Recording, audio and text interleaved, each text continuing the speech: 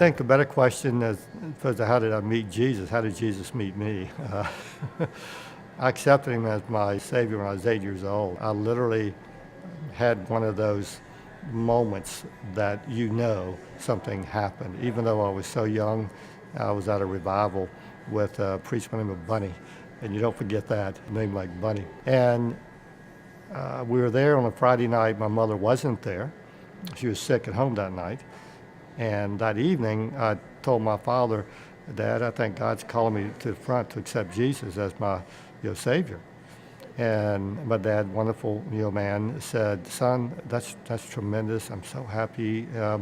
But why don't we wait until tomorrow night or whatever? Maybe Mom will be here. Mom would love to be here to see you go forward. I mean, that she would.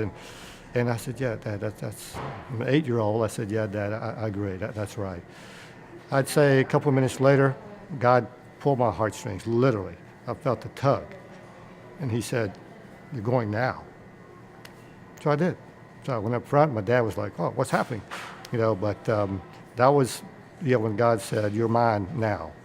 And so I went, for it and accepting him as my Savior. And I've been working to accept him as Lord, ever since.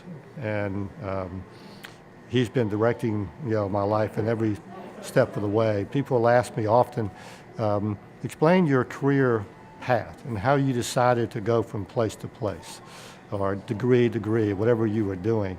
And I can confidently say I didn't have any of that plan designed. And that is clearly true.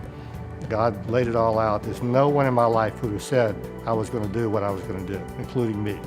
And each step just led to something else that I had no plan for. God was just directing it, and thankfully, I guess I listened at the right times.